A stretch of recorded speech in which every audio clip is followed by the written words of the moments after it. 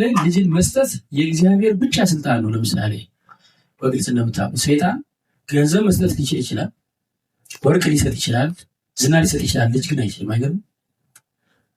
ሰይጣን ልጅ መስጠት ይችላል? አይችልም። መፍጠር ይችላል? ሰይጣን አይችልም። ልጅን የሚሰጥ እግዚአብሔር ብቻ ነውና አንዳንድ ሰው ልጅ ወልዶ አጋጣሚ ነው ይላል። እንዴት አጋጣሚ? አጋጣሚ ሰው ይፈጠራል? አይፈጠርም። አጋጣሚ የሚባል ነገር የለም። ከትንሿ ዝንብ አሁን እዚህ ውስጥ የሆነች ዝንብ ገብታ ብትወጣ እስናር አጋጣሚ ለማውነ ሰው የጸሎቱ ወይ መልስ ነች ወይ ትምህርት ነች።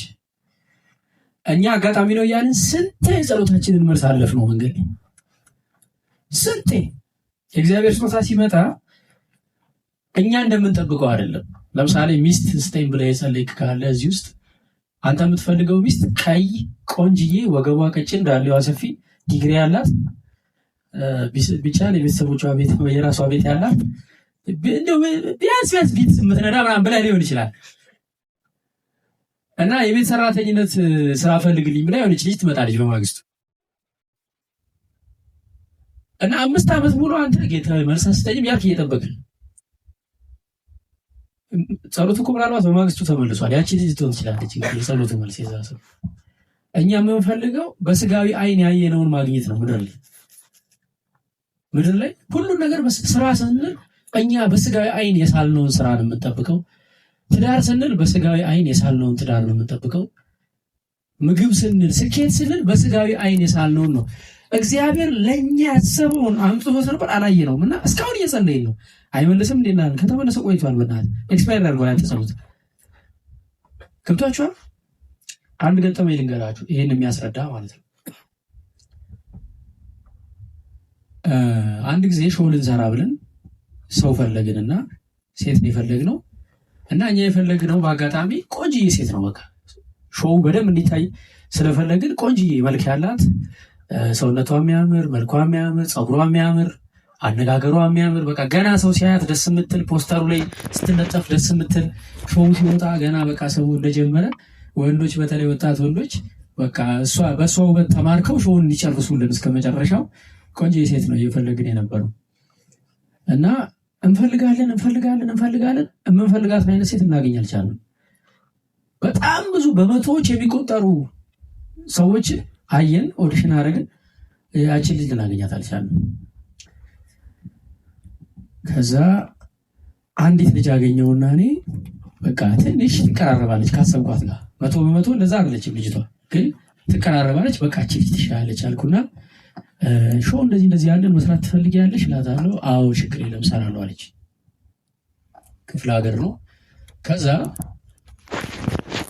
ልክ ያንን መርሃ ግብር ጨርሼ ስወጣ አንዲት ልጅ መጣችና እሸቱ እኔ እኮ እናንተ ሾው ላይ መስራት እፈልጋለሁ፣ ቢሮ ድረስ በአካል መጥቼ ነበረ፣ አብሬ ፎቶ ተነስቼ ነበረ። ከዛ ቢሮ ድረስ መጥቼ ነበረ፣ ኢሜይልም ያው ልክ ያለው በቪዲዮም ሁሉ ነገር ተሳትፌያለሁ፣ ተመዝግቤያለሁ፣ ግን አልጠራችሁኝም እና እንዴት ነው መሳተፍ የምችለው አለች። በቃ ስልክሽን ስጫትና ለሷ ችግር የለም እንደውልሻለን አልኩኝ። የወረች ልጅ አገናኘኋት ከዶንኪቲው ክሩ መካከል፣ ስልክ ሰጠችና ሄደች። ከዛ እኛ መተንም እንፈልጋለን ሌላ ሴት። ያቺም እንዳልኳችሁ 50-50 ነው አላልኳችሁ? አረካንም 100% እንፈልጋለን። እየፈለግን እያለ እቺ ልጅ ያለማቋረጥ ትደውላለች ማለት ነው። እንዴት ነው ያው መቼ ነው እኔ ተመርጫለሁ እሰራለሁ መቼ ነው እያለች ትደውላለች። ከዛ ጊዜው ደረሰና የቀረጸው ያቺኛዋን 50-50 ያልናትን ልጅ ለማሳተፍ ደወልላትና በዚህ ቀን ነው ቀረጻው ትመጫለች ስላት እኔ አይመቸኝም፣ እኔ በዛ ቀን እንኳን አልችልም፣ እኔ ያው ስራ ምናምን ቢዚ ነኝ፣ ትምህርት አለኝ፣ ሲዘጋ ክረምት ምናምን ነው መጣዋለች ማለት ነው። ክረምት ምናምን ቀስ ብዬ እመጣለሁ አለች። እዛ እንደዛ አለች አለኝ ፕሮዲሰሩ። ስደውልላት እኮ እንደዚህ አለች እና ምን ይሻላል ስንል ያቺ ልጅ ስቲል ትደውላለች ማለት ነው። ከዛ በቃ አሁን አንዳንዴ ነገሮች በጣም ሲደራረቡ መላተም ሲበዛ መቆምና ማሰብ ያስፈልጋል። ለምንድን ነው እየሆነ ያልሆነው? የኔ ጥያቄ ለምንድን ያልተመለሰው?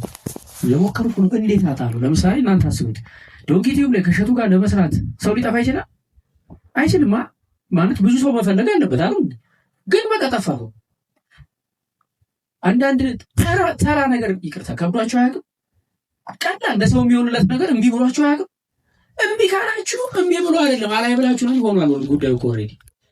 ግን እናንተ አይናችን ስላልተከፈተ ከዛ ቆማንና አይ እቺ ልጅ የሆነ ነገር አላት ማለት ነው። ስለዚህ እኛ በምንፈልገው ደረጃ አላየናትም። እኛ የምንፈልገው ቆንጆ ሴት ነው አልኳችሁ።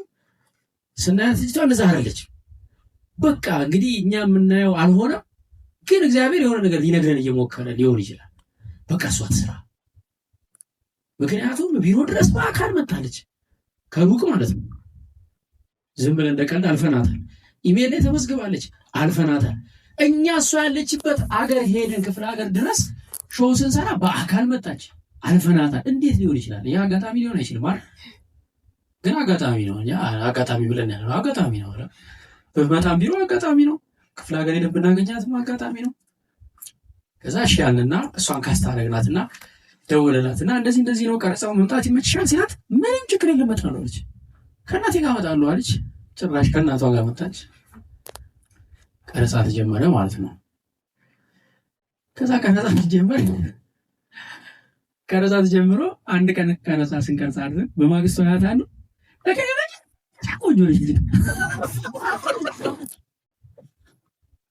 ማለት ምድር ላይ እንደሷ የሚያመስል የለም። ጭራሽ በጣም ነው ልጅቷ። ያው እኛ የምንፈልገው የሆነ ነገር ካለ የሌላው ነገር ውበት ይታየናል እንዴ? አይታየንም። ገብቷችኋል? እኛ የጠየቅነው የሆነ ነገር ካለ አንቺ የጠየቅሽው የአየር መንገድ ሆስተስነት ስራ ከሆነ እግዚአብሔር እዚህ ጋር ሹፌርነት ቢሰጥሽ በሹፌርነት ውበት ውስጥ የአንቺ ህልም እንደሚሳካ አይታይሽም ማለት ነው አይደል? በተሸካሚነት ውስጥ፣ በአስተናጋጅነት ውስጥ፣ በበጎ አድራጊነት ውስጥ፣ በወጥ ሰሪነት ውስጥ አንቺ ያሰብሽው የሆስተስነት ነገር እንደሚሳካ በፍጹም አይታይሽም። ለምሳሌ ብዙ ሀገር ትራቭል ማድረግ ልትፈልጊ ትችላለሽ። ስለዚህ ሆስተስ መሆን ተመኝተሻል እንበል። ማን ያውቃል? ምግብ አብሳይ ሆነሽ እኮ ዓለምን ትዞሪ ይሆናል። እዛ ውስጥ ሊሆን ይችላል የአንቺ ህልም የሚሳካው። ግን እኛ ፊት ለፊት የሚታየው ብቻ ነው የምናየው። ልጅቷ በጣም በጣም በጣም ውብ እንደሆነች እኔ ማየት ሳልችል ቀርቼ ነው እንጂ ፊዚካሊም ከፈለግነው አንጻር ሽበዝ በጣም ቢዩቲፉል፣ በጣም ዲሲፕሊን የሆነች በጣም ደግሞ መንፈሳዊ ህይወቷ ጠንካራ የሆነ ከፈጣሪዋ ጋር በጣም ስትሮንግ የሆነ ግንኙነት የነበራት እኛ ለምንፈልገው ስራ እንደ ልባችን እየታዘች የምትሰራ ልጅ ሆና አገኘናት። ቀረጻው በጣም ከባድ ነበረ። እጅግ በጣም ከባድ ቀረጻ ነበር የነበረው። ላይክ ብዙ የማይፈቀዱ ቦታዎች ላይ ሁሉ መቅረጽ ነበረብንና የማይፈቀዱ ቦታዎች ሁሉ ስንቀርጽ እንደው ዝንብ እንኳን ሳያርፍብን ኮሽ ሳይል ሌላ ጊዜ በተለምዶ ያው ቀረጻ ስትቀርጹ የማይፈቀድ ቦታ እየመጡ ያስቆማችኋል አይደል? ይመጣል ፖሊስ ይመጣል፣ ትራፊክ ይመጣል ምናምን።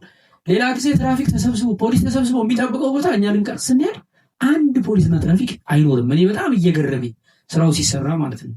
እያንዳንዱ ነገር እንደ ውሃ ጅረት እየፈሰሰ ስራው ተጠናቀቀ።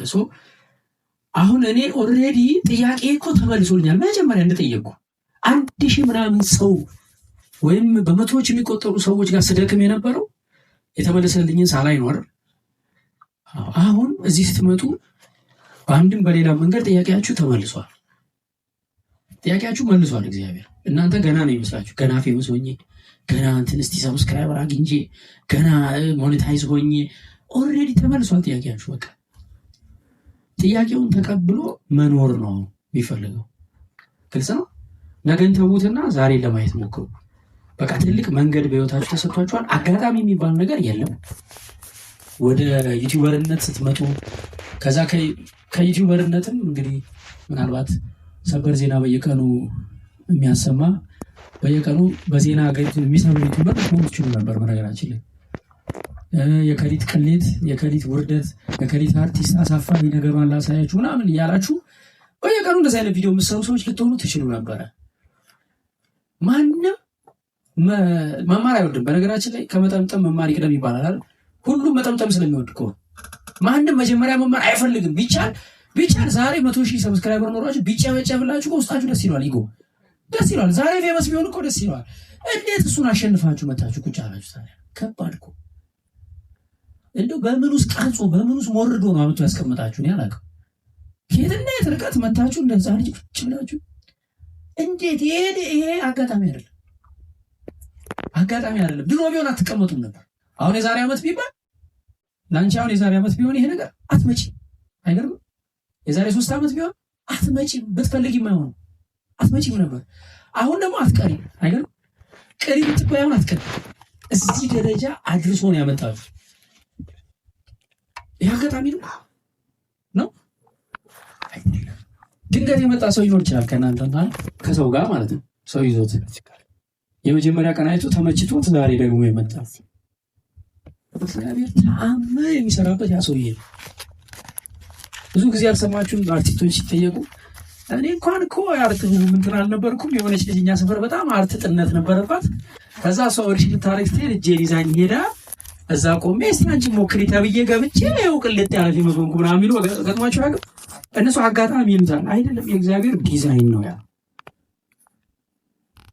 ምክንያቱም እኛ ፊት ለፊት የሚሰጣን ነገር የምንቀበል ፍጥረቶች አይደለም።